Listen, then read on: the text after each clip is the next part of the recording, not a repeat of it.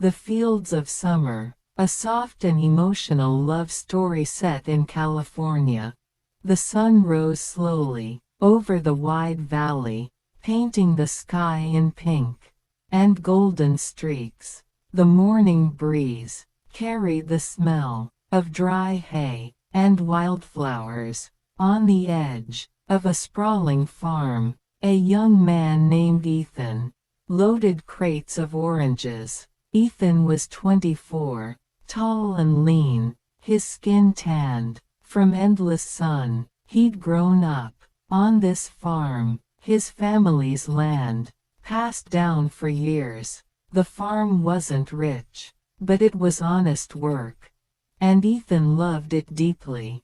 He had learned to drive a tractor before he could drive a car, but the past few years had been hard. Droughts, frosts, and low prices. Ethan worked 2 jobs, tending the orchard by day, fixing fences by night. Still, he smiled through it, believing his father's words. Hard work grows hope, son. One afternoon, while fixing a fence, he heard tires crunching on gravel. A silver sports car rolled to a stop, dust swirling in the air. From the car stepped a young woman, wearing a white dress, her hair golden brown. She looked like she belonged in a city, not out here, in the quiet valley. "Hi," she called softly. "Sorry to bother you. I think I got lost." Ethan smiled kindly, wiping his hands on jeans. "You're not from here, are you?" he asked. "I'm looking for Westfield Vineyards," she said, "but my GPS stopped." Ethan nodded slowly. "That's 6 miles north. You missed the turn, back there." 6 miles, she sighed, checking her phone. No signal, of course. "Welcome to the valley," Ethan said, grinning. "We measure time by sunlight here." She smiled warmly. "I could use some directions then." "I can show you," he said gently. "Follow my truck." As they drove north, she followed close behind, avoiding potholes, watching the golden hills. When they reached the vineyard gates, she smiled with relief. "Thank you," she said. "You saved me from driving in circles." "No problem," he replied. "Glad to help. I'm Ethan." "Clara," she said softly, offering her hand. "Nice to meet you." She explained she was visiting her family's estate, helping her father's vineyard for the summer. Her father was wealthy, a businessman from San Francisco. Ethan listened quietly. She seemed different, polished, confident, but kind. Before she left, she smiled sweetly. "You should visit sometime. We need locals like you." Ethan laughed lightly. "I don't think I'd fit in at vineyard parties." "You might be surprised," she said playfully, eyes glinting in sunlight. That night, Ethan couldn't stop thinking about her, the city girl with a summer voice. But fate had other plans. A week later, a white SUV stopped by the farm gate. Clara stepped out, carrying a basket of fresh fruit. "Hey," she said, smiling. "My father insisted." "We thank you. You didn't have to," Ethan replied softly, "but I appreciate it. I also wanted to ask," she said shyly, "would you help with our photo shoot?" "Modeling?" He laughed. She giggled. "Not really, just being part of the story." He hesitated, smiling. "I'm not much for cameras. I'll make it easy," she whispered. Just be yourself. And somehow, he agreed. Weeks passed slowly.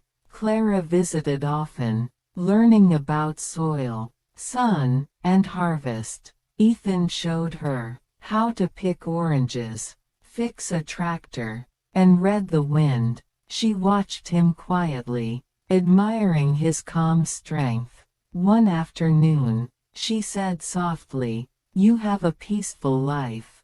Ethan chuckled.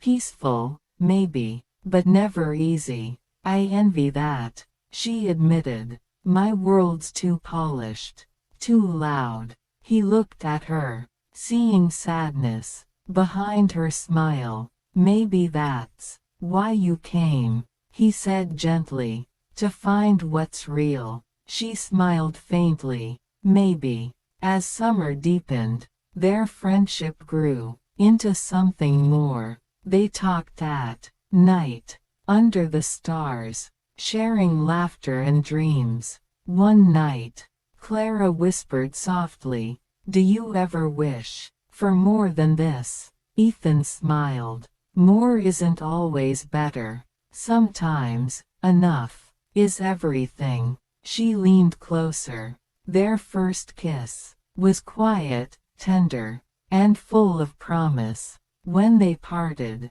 Clara smiled shyly. "Guess I found something real." Ethan laughed softly. "Guess you did. But not everything stayed simple." Clara's father learned about their closeness. He wanted her to return to the city. One evening, Clara said tearfully, "He thinks this was just a distraction." Ethan's heart ached. "And what do you want?" She breathed deeply. "I want you. But I don't know how to fit both worlds." He looked at her with gentle eyes. "Then don't choose yet. Love needs time to grow roots." She nodded, wiping her tears. "Promise me you won't give up." "I won't," he said. "Not ever." The Fields of Summer, Part 2. The days after Clara's father told her to return to San Francisco were heavy with silence. Ethan kept himself busy, mending fences, pruning trees, fixing machinery, keeping thoughts away. But every sunset reminded him of her laughter. Every breeze felt emptier without her. He told himself not to hope. City people always left. They came, then went back. But deep inside, he knew Clara wasn't like the rest. At the vineyard, Clara sat by her window, watching the golden hills fade away. Her father talked about meetings, but all she thought of was Ethan's quiet strength, his hands, his voice, his calm. She tried to focus on work, events, branding, planning. But nothing felt meaningful. Ethan's world had changed hers forever. One morning, she decided to drive back to the farm.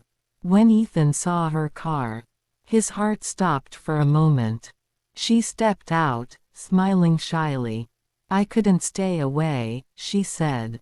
He smiled. "I didn't think you would." They walked through the orchard, side by side, warm wind blowing. "I talked to my father again," Clara said softly. "He doesn't understand. But I'm not living by his plan." Ethan looked at her. "That takes courage," he said. "It takes love," she replied. That evening, beneath the oak tree, the stars began to appear. Clara leaned on his shoulder. "Do you ever think about the future?" "All the time," he said. "But I stopped planning too tightly. Life loves surprises." She smiled. "You think this could last?" "If it's real, it will," he said. "Things that grow slow, grow strong." She whispered, "Then let's grow slow." As weeks passed, Clara spent more time on the farm. She helped with chores, fed chickens, washed fruit, wrote labels for jam jars.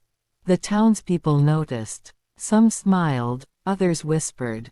Clara didn't care. One afternoon she said, "I've never felt so alive. The smell of earth, the sound of wind, it's real."